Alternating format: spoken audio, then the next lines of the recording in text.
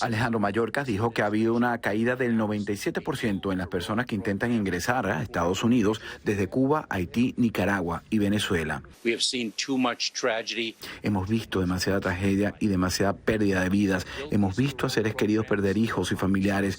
No es para que la gente se haga a la mar. Mayorkas, quien estuvo acompañado de la alcaldesa de Miami-Dade, Daniela Levin Cava, y otros líderes locales de Haití y Cuba, reiteró que cualquiera que intente venir en barco no será elegible para este programa y se le prohibirá la entrada a los Estados Unidos durante 5 años. El funcionario dijo que más de 1.700 inmigrantes han llegado aquí desde que se anunció este programa el 5 de enero. Los datos de enero del Departamento de Seguridad Nacional son preliminares y recogen solo el número de migrantes detenidos al cruzar la frontera y no aquellos que logran entrar a territorio estadounidense sin ser detectados por las autoridades. El pasado martes, los fiscales generales de 20 estados, incluyendo Florida, presentaron una demanda contra este plan del gobierno de Biden de conceder 30,000 visados mensuales a migrantes de Cuba, Nicaragua, Haití y Venezuela. En su denuncia liderada por el fiscal general de Texas, Ken Paxton, los demandantes argumentan que este plan permitirá la llegada de cientos de miles de migrantes a zonas de Estados Unidos que ya están sobrecargadas. Pero ¿qué piensan y qué creen los familiares o amigos que patrocinan o esperan la aprobación y también la llegada de su gente legalmente? Bueno, precisamente tenemos para este segmento a Jesse Manzano, aquí en nuestros estudios, estratega republicano, y al doctor Juan Carlos Gómez, abogado y profesor de FAYU. Vía Zoom está el doctor Eduardo Gamarra, profesor de FAYU también. Muchas gracias a los tres por acompañarnos esta noche. Jesse, hay una pregunta que se le hizo al secretario Mayorkas, que es clave, que es fundamental, según los entendidos, y es el tema del miedo creíble. O sea, según esta decisión de la administración Biden de anunciada el 5 de enero, todo el que llegaba iba a ser deportado o no, devuelto al lugar de donde venía. Correcto. La palabra no es deportado, sino devuelto al lugar de donde venía. Pero cuando se le hizo la pregunta, bueno, ¿y los que vienen perseguidos? Realmente, el miedo creíble. Dice, bueno, serán casos excepcionales. ¿Tu opinión sobre eso?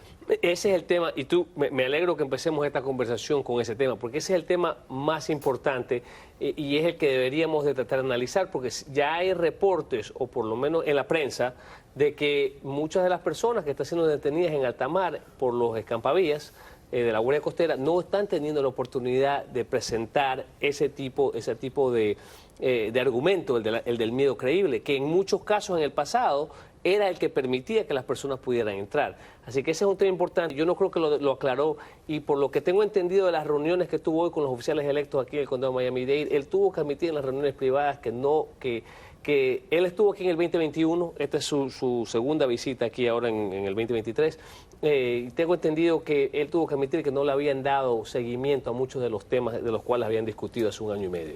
Usted estuvo en la reunión con Mayorkas, cuéntanos, ¿qué se habló allí y qué pasó allí? Fue una conversación sobre la situación, sobre qué se ha presentado en la frontera, y aparte de qué se ha presentado, hay detalles que se tienen que arreglar, pero yo no entiendo esta demanda. Si se permite que las personas se presenten en la frontera, se quejan. Si se le pide que las personas sean procesadas fuera, se quejan.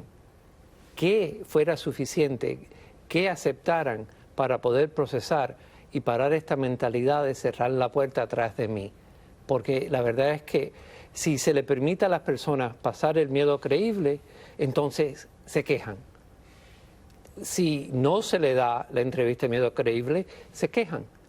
¿Qué va a ser suficiente para las personas que se oponen, que estas personas que están llegando ahora, que tengan una oportunidad de estar aquí en los Estados Unidos? Por su experiencia, ¿cuál es la solución inmediata? Como medida de emergencia. Como medida de emergencia Es un plan que no resuelve todo. En un sentido, el programa del paro humanitario sí es como se puede pensar de los pueblos de la libertad hacia Cuba.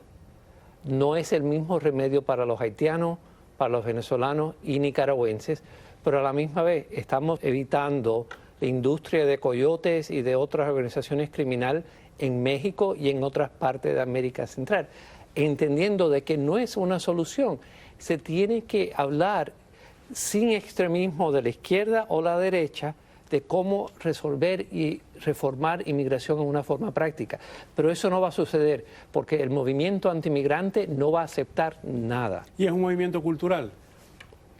Es interesante porque una de las cosas que yo he visto en los últimos años es de que me río cuando veo que el inmigrante es antimigrante, la hipocresía de cierra la puerta atrás de mí, ya yo entré. Me río cuando hablo con personas que me dicen, tenemos que controlar la frontera menos mi sobrino. Tenemos que controlar la frontera menos mis otros seres queridos. Pero no. Porque esas otras gente tienen madre y boca también. Y tenemos que pensar, ¿por qué los otros no y los míos sí? Esa mentalidad no tiene sentido. Los Estados Unidos, pensemos, los vuelos de la libertad funcionaron. Pensemos que el Mariel creó un Miami que disfrutamos hoy en día. Guantánamo también mejoró. Piensen en las personas que han contribuido a mejorar a los Estados Unidos y a Miami por esa vía. Esto es un vehículo para tratar de manejar una situación difícil. Estamos hablando, y esto es parte de la conversación, de que uno de los problemas es que piensen en los países que están produciendo.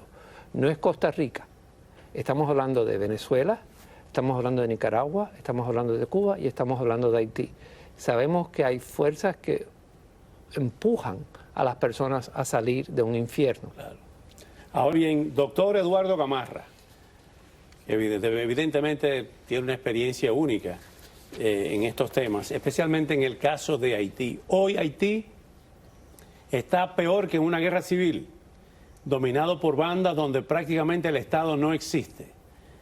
¿Cómo se puede tratar, ya sin hablar, como lo ha explicado de forma brillante el doctor Juan Carlos Gómez y Jesse Manzano, el tema cubano, fundamentalmente, pero el tema haitiano, que tiene mucho que ver con esta comunidad, con el sur de la Florida, y ni hablar de la República Dominicana, donde ya se habla que hay más de 2 millones de haitianos en territorio dominicano, con una población enorme para una isla de apenas 76.000 kilómetros cuadrados.